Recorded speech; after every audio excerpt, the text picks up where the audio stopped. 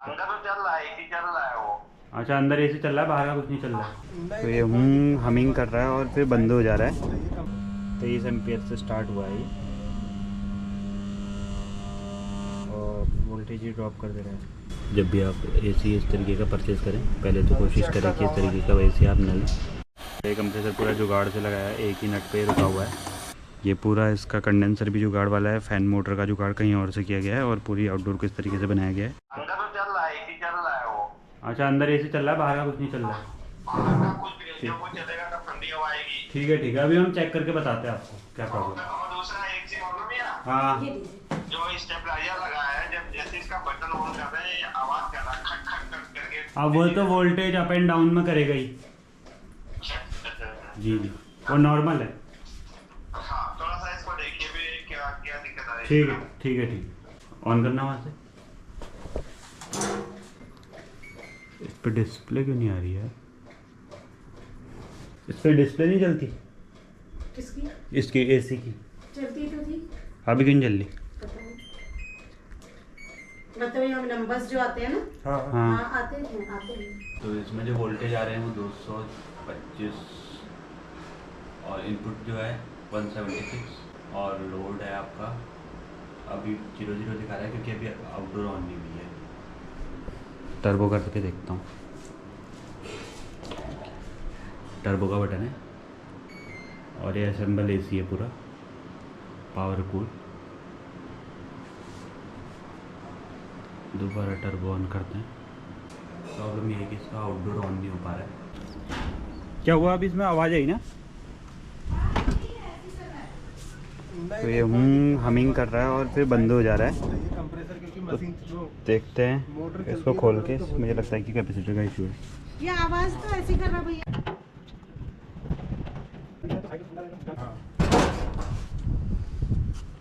इस वजह से साइडों से गर्म होता है। ठीक। क्यों निकला हुआ है? लगा हुआ है कंडेंसर में। करंट तो नहीं आएगा? 45 का है नहीं, जिनकी 1.5 टन की यूनिट है। तुम्हारे पास कोई कैपेसिटर होगा, ज़रा देना। कितने का? कोई सा भी दो। एक बार तुम दोबारा ऑन करके आओ, मुझे वही वाला कैपेसिटर दो।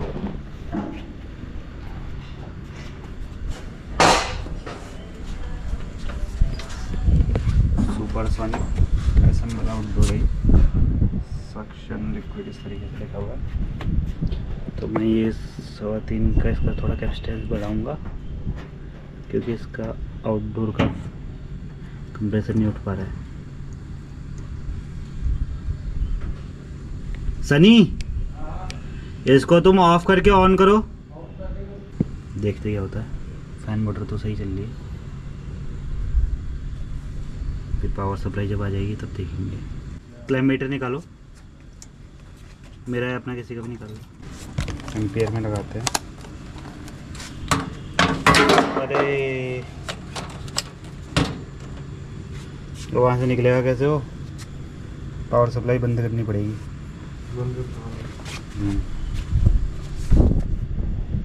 कर दिया ऑन, ठीक हो गया। देखते कि कंप्रेसर कितना ले रहा है लोड। ये लगता है कि कंप्रेसर फॉल्टी है, इसका चेंज करना पड़ेगा। टर्बो पे डाल दो, टर्बो 10 का दूं कैपेसिटर है। हाँ। दो ऐसा ही वाला पड़ा है। हाँ दे दो, तार वाला भी है। अरे कैपेसिटेंस तो बढ़ा रहे हैं हम उसका। इधर एम्पियर में हाथ, हाँ देखने कि एम्पियर कितने आ रहे हैं वो भी देखना है। बट लगा ही रहो बस। कंप्रेसर इसमें एक ही नट में रुका हुआ है, ये अंदर ले जाके दिखाऊंगा। तो बोल्ट ही नहीं लगा कंप्रेसर में और इधर साइड भी बोल्ट नहीं लगा है, एक ही बोल्ट पे रुका गया है। इस नाम से सुपरसोनिक 23 एम्पियर से स्टार्ट हुआ है ये और वोल्टेज ही ड्रॉप कर दे रहा है। अब वोल्टेज चेक करते हैं अंदर कितने आ रहे हैं। तो ये जो यहाँ वोल्टेज आ रही है 180 181 है, लेकिन स्टेबलाइजर इनके यहाँ पे लगा हुआ है ऊपर। तो अभी हम इस आउटडोर को चेक करके गए थे और नया कंप्रेसर लेके आए हैं, कॉमन वाली लगाओ। दूसरा कंप्रेसर लेके आए हैं और चेक करेंगे इसे। डाउट था कि कंप्रेसर ख़राब है और ये कंप्रेसर अगर इसी से चल जाता है तो फिर हम कंप्रेसर चेंज करेंगे।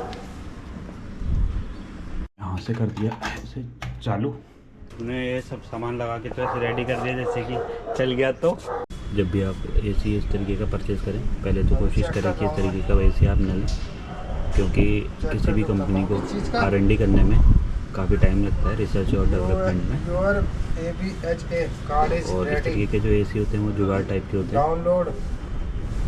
ये खुद से बनाए गए हैं, देख ही सकते हैं आप। पाइप का फिनिशिंग देखने वाली बात है कि ये कंप्रेसर चलेगा कि नहीं। अगर ये चल जाता है तो समझ लीजिए ये कंप्रेसर हमारा ख़राब है, और अगर ये भी नहीं चलता है तो वोल्टेज का इशू भी हो सकता है। ये एसी देखिए चल चुका है, ये कंप्रेसर बिल्कुल बढ़िया करके चल चुका है।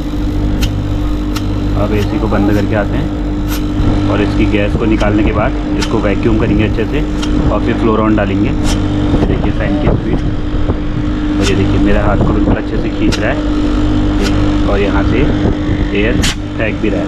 बंद करके आओ, टॉप निकाल के आना। तो काम हमारा बिल्कुल कंप्लीट हो चुका है। ये कंप्रेसर का जो हमें डाउट था वो डाउट हमारा सही निकला। अब इसके कंप्रेसर को एक टाका ही है, एक टाका इन दोनों को निकालेंगे और कंप्रेसर को बाहर निकाल के नया डालेंगे। ये गैस को निकालना बहुत ज़्यादा ज़रूरी है, वरना यह आउटडोर फट भी सकती है।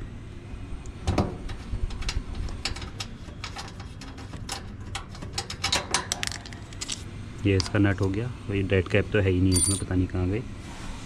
सनी चार्जिंग लाइन दे दो कोई। इसकी पूरी गैस उड़ा लिया है तो हमने। ये कंप्रेसर पूरा जुगाड़ से लगाया है, एक ही नट पे रुका हुआ है। इसको भी खोल लेते हैं। इस तरीके का एसी परचेज़ करने से बचें। देखिए इसमें किस तरीके के बोल्ट निकले हुए हैं, तो यहीं से निकला हुआ है, ऐसे करके बोल्ट डाला हुआ है इसमें। काम करने के लिए हम इसको पहले वैक्यूम कर लेते हैं इसको, ताकि इसकी गैस जल्दी भी निकल जाए और सेफली काम भी हो पाए। अब मैं इसे ऑन करके आता हूँ और हमारा वैक्यूम पंप से वैक्यूम हो जाएगा।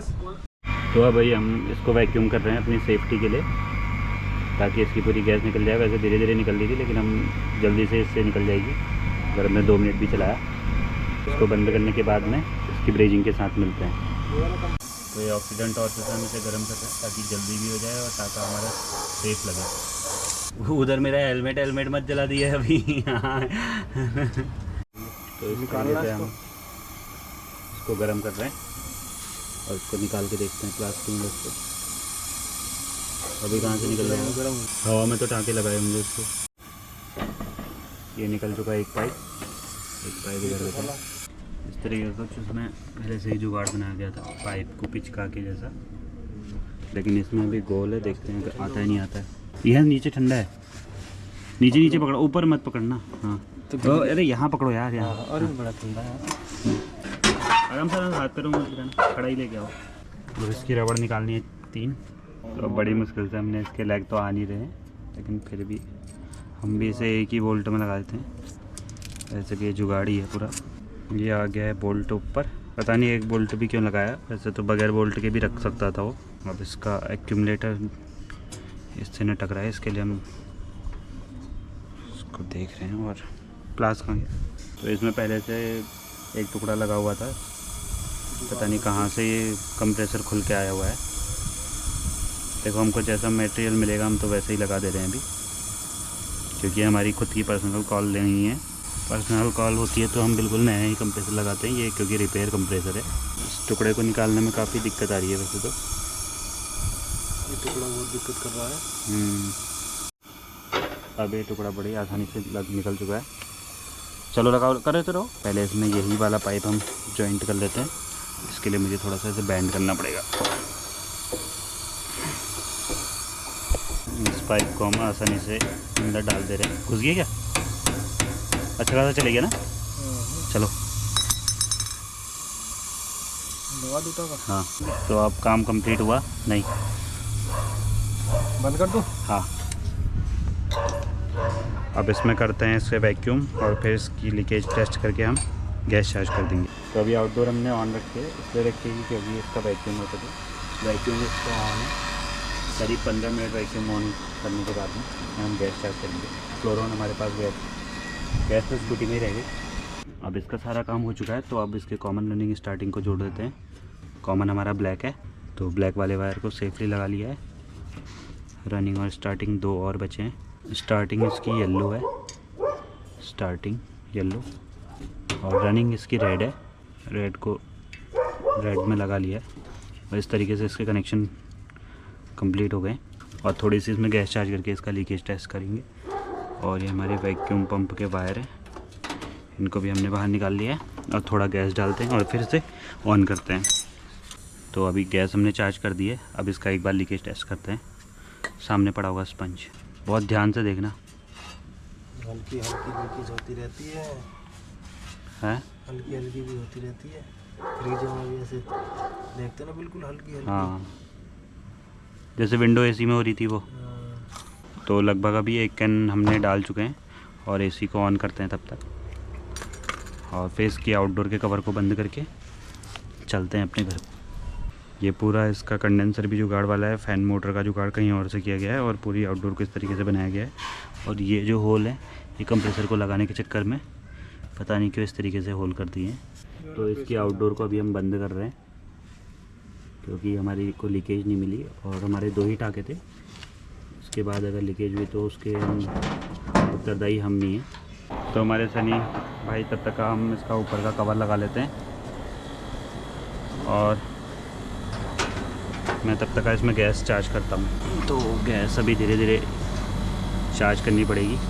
और आउटडोर भी अब पूरा सक्सेसफुली चल चुका है क्योंकि अब ये किसी भी कंपनी का तो है नहीं। तो मैं खाली गैस का प्रेशर देख के इसमें गैस चार्ज कर दूँगा।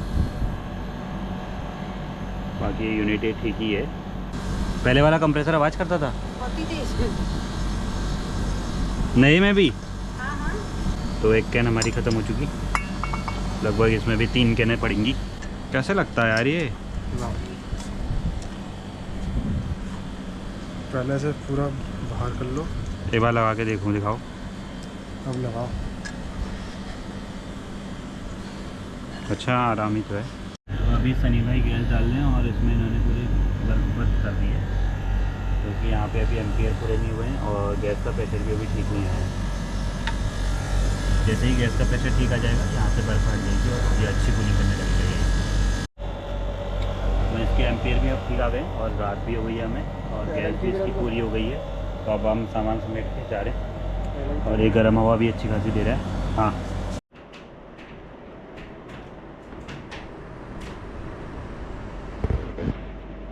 ये लोड अब सही उठा रहा हो ये? हाँ, वो तो लोड सही उठा रहा था पहले भी, अच्छा अच्छा। लेकिन